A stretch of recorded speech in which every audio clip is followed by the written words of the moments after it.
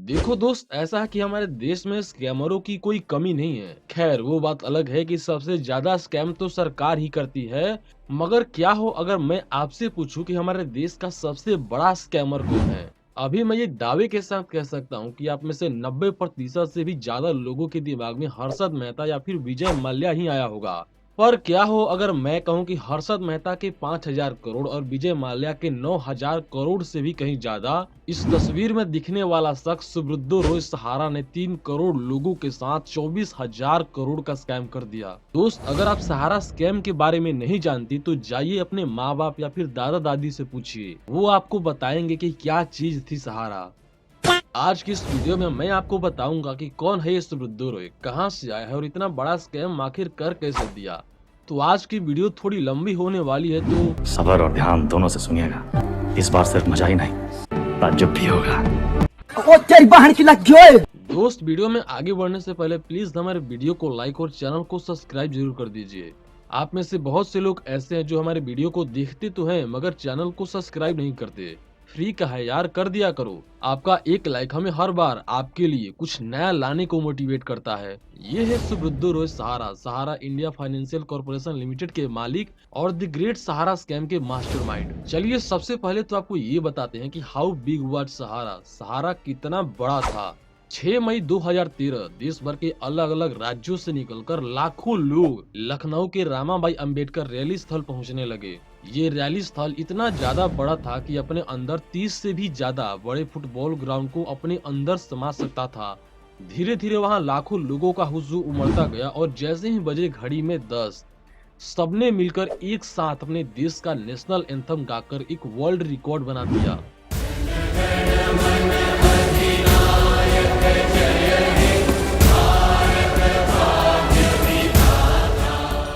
ये world record इसके पहले पाकिस्तान के पास था, लगभग 48,000 लोगों के साथ अपने देश का नेशनल एंथम गाने का। मगर इसके बाद ये रिकॉर्ड इंडिया के नाम हो गया। और सबसे जरूरी बात कि इस वर्ल्ड रिकॉर्ड को बनाने में जो लोग शामिल हुए थे वो आम इंसान तो बिल्कुल नहीं थे। वो सारे के सारे लाखों लोग सहारा कंपनी के एम्प्लॉय और एजेंट थे।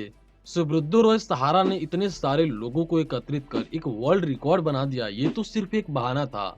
दरअसल सहारा ये दिखाना चाहता था कि हम कितने बड़े और विशाल हैं। सहारा लोगों को ये दिखाना चाहता था कि उसकी औकात क्या है। सहारा कितना ज्यादा बड़ा था, इस बात से आप अंदाजा लगा सकते हैं। कुछ टाइम पर सहारा के पास 11 लाख से भी ज्यादा कर्मचारी real estate, finance, infrastructure, media, entertainment, health care, hospitality, retail, information technology में कार्यरत थे। 11 साल तक सहारा टीम इंडिया का स्पॉन्सर रहा। यही नहीं, आईपीएल की भी एक टीम पूरे वॉरियर का सुब्रतो रॉय सहारा मालिक रह चुका है। सहारा की खुद की एक एयरलाइन भी थी। यही नहीं, सहारा ने खुद का एक शहर एमबी वैली भी बनाया था। भाई साहब क्या शहर था वो।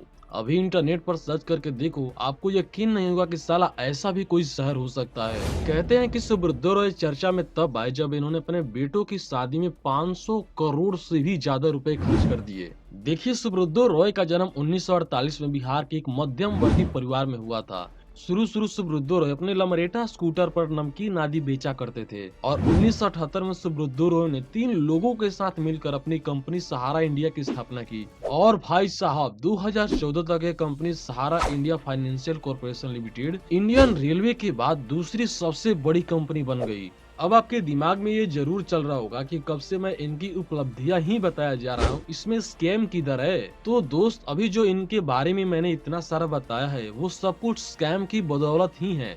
देखो कैसे। देखो दोस्त, ऐसा है कि जब ये अपने स्कूटर पर नमकीन बेचने जाया करता था तब ये बहुत ही गरीब और अनपढ़ लोगों से मिलता था और ये उनसे कहता था कि अगर आप 100 रुपए कमा रहे हो तो 20 रुपए बचाओ और मुझे दो।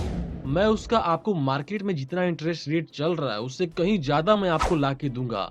ये कहता था कि आप मुझे पैसा दो और मैं आपको 3 सालों में उसका डबल ला के दूंगा, 20 का 40 बना के दूंगा। अब ऐसे गरीब लोग जिनके पास धन का अभाव हो, जो आज कमाते हैं आज खाते हैं, कल के लिए वो फिर काम पर जाते हैं, अगर उनको कोई ऐसा विश्वास दिला दे कि मैं आपके पैसे का दुगना करके दूंगा तो वो कहीं से भी चाहे कर्जा लेकर भी वो आपको पैसे ला कर देंगे।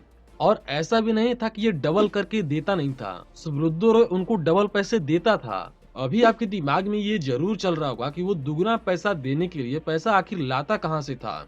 तो देखो दोस्त, इसे कुछ ऐसे समझो कि मान लो एक बंदा जिसने 3 साल पहले अपने पैसे को डबल करने के लिए दिया होता था, और दूसरा बंदा जिसने आज पैसे दिए हैं कि वो 3 साल बाद अपने पैसे को डबल करके लेगा, तो सुब्रतो रॉय दूसरे इंसान का पैसा लेकर पहले इंसान को दे देता था, और दूसरा बंदा तो 3 साल बाद आएगा ना, तब तक किसी और का पैसा लेकर दूसरे को पकड़ा देगा। अब यहाँ पर वो पहला बंदा जिसको दुगने पैसे मिल चुके हैं, अब वो आपकी जी हजूरी करते थकेगा नहीं। वो बाहर जाएगा, 10 लोगों को और बताएगा, 10 लोगों को और बटोर के लाएगा कि चलो भाई तुम्हारे पैसे डबल होंगे। ऐसे ही करते करते सुब्रतो रॉय ने 3 करोड़ से भी ज्यादा लोगों को झांसे में ले लिया। जो तरीका सुब्रतो रॉय ने अपनाया उससे लोगों का लालच बढ़ता गया और लोग अपने पैसे डबल कराने के चाह में सुब्रतो रॉय से जुड़ते गए।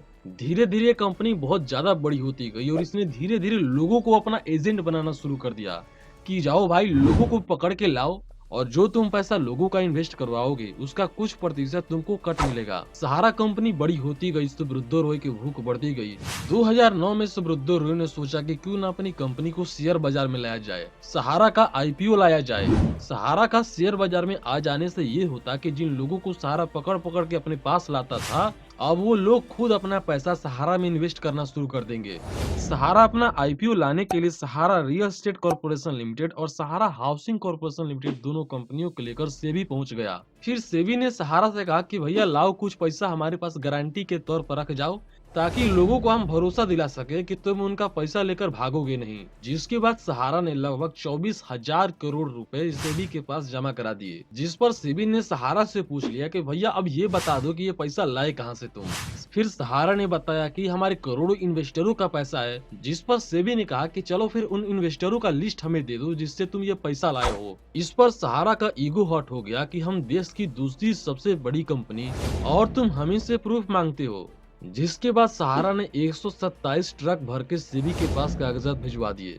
यहाँ सेबी भी अपने फुल मूड में था कि चलो लाए हो तो चेक कर ही लेते हैं। और भाई साहब, जब उन कागजों की बारीकी से जांच की गई तो पता चला कि वो सारे कागज फेक हैं।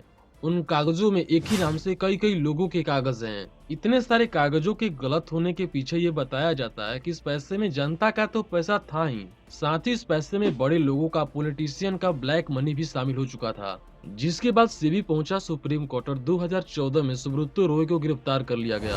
बाद में सुप्रीम कोर्ट के आदेश पर सेबी को ये जिम्मेदारी दी गई कि सहारा ने जिन करोड़ों लोगों से पैसे लिए हैं उनका पैसा सेबी वापस करेगा। लेकिन अभी तक सिर्फ 17,000 लोगों का ही पैसा सेबी वापस कर पाया है, जिसके पीछे सेबी ये कहता है कि हमारे पास वो लोग ही नहीं आए जिनका पैसा हमें वापस देना है।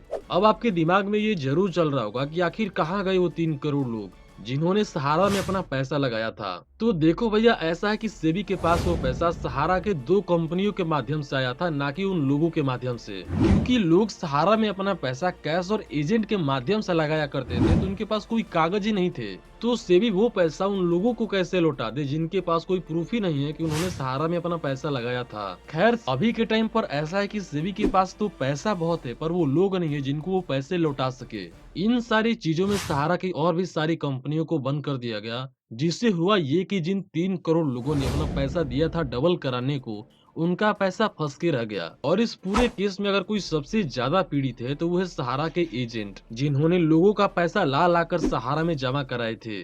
खैर, आज की इस वीडियो के लिए बस इतना ही। आप अपना विचार हमें कमेंट में लिखना मत भूलना। और अगर आपने ये वीडियो यहाँ तक देख लिया है तो आपको ये वीडियो भी जरूर पसंद आएगी, जिसमें मैंने बताया है कि कैसे सरकार BSNL के साथ 1,64,000 करोड़ का घोटाला करने जा रही है। तो मिलते हैं आपसे एक और नए वीडियो के नए टॉपिक के साथ, तब तक के लिए जय हिंद।